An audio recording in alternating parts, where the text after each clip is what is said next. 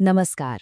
चलिए आज बात करते हैं संतोषी माता की उस मशहूर व्रत कथा के बारे में। ये सिर्फ एक कहानी नहीं है, आप देखेंगे ये तो आस्था, सब्र और उसके नतीजों की एक बड़ी पावरफुल कहानी है। तो आइए इस कथा की तह तक जरा सोचिए। एक परिवार है जिसमें 7 बेटे हैं, पर जो सबसे छोटा बेटा है, क्योंकि वो कुछ कमाता नहीं था, वो अपने ही घर में एक तरह से पराया था।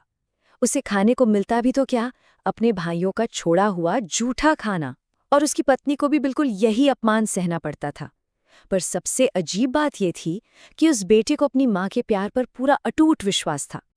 एक दिन उसकी पत्नी ने हिम्मत करके उसे सच बताने की कोशिश की, पर उसे यकीन ही नहीं हुआ। सच को अपनी आंखों से देखने के लिए उसने सिरदर्द का बहाना बनाया और जाके रसोई में छिप गया। और वहां उसने जो देखा, उससे उसका दिल ही टूट गया। उसकी अपनी माँ, जिसे वो इतना प्यार करता था, उसके भाइयों की जूठी थालियों से बचे हुए टुकड़े खुरच खुरच कर उसके लिए एक लड्डू बना रही थी। बस उसी एक पल में उसका अपनी माँ पर से सारा विश्वास खत्म हो गया। फैसला कर लिया कि वो अब इस घर में एक पल भी नहीं रहेगा। वो परदेस जाएगा और अपनी किस्मत खुद बनाएगा। पति के जाने के बाद तो उस पर जुल्म और भी बढ़ गए थे। उसे दिन रात घर के काम में जोत दिया जाता और खाने के लिए दी जाती थी सिर्फ भूसी की रोटी और पानी पीने के लिए टूटा हुआ नारियल का खोल। उसका दुख अब अपनी सारी हदें पार कर चुका था।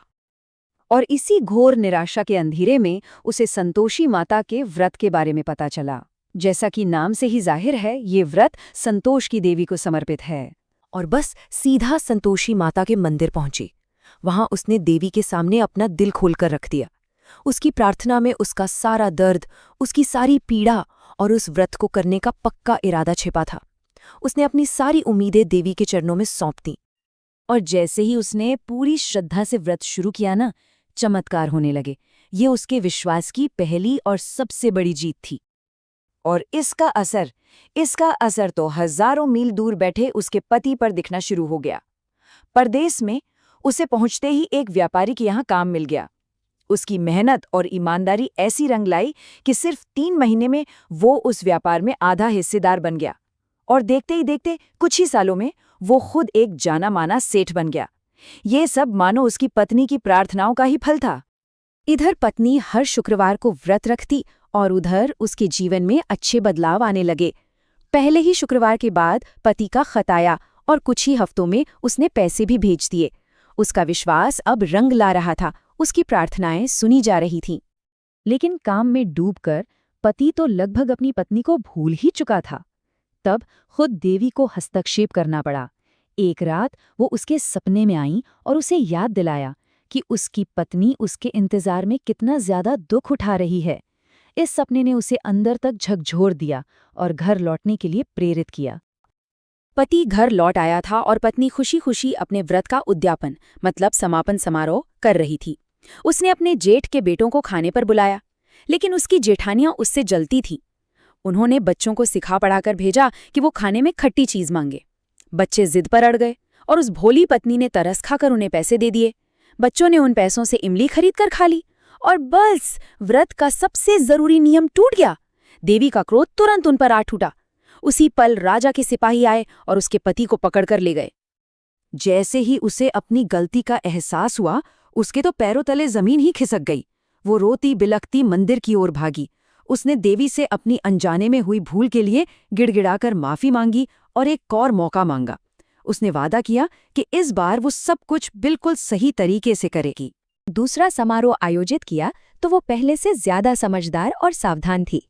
जब भतीजों ने फिर से खट्टा मांगा तो उसने साफ मना कर दिया। वो अपनी गलती से सीख चुकी थी।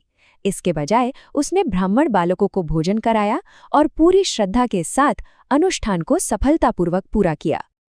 और व्रत की सफलतापूर्वक पूरा होने का सबसे बड़ा आशीर्वाद भी उसे जल्द ही मिल गया।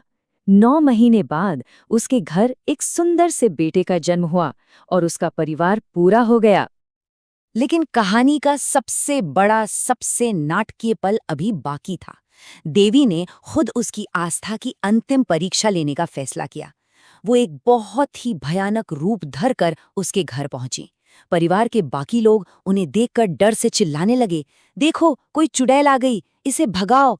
लेकिन वो सच्ची भक्त, उसने अपनी देवी को तुरंत पहचान लिया और खुशी से चिल्लाई, मेरी माँ आई है।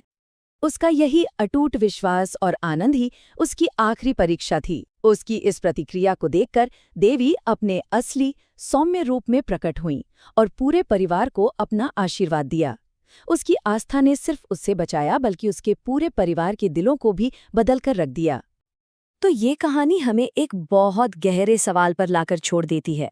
ये हमें सिखाती है कि सच्ची भक्ति सिर्फ इच्छाओं को पूरा करने के लिए नहीं है, बल्कि हर हाल में, हर परिस्थिति में धैर्य और संतोष बनाए रखने में है। शायद यही संतोष का असली मतलब है। इस पर विचार जरूर कीजिएगा। जय संतोषी माँ।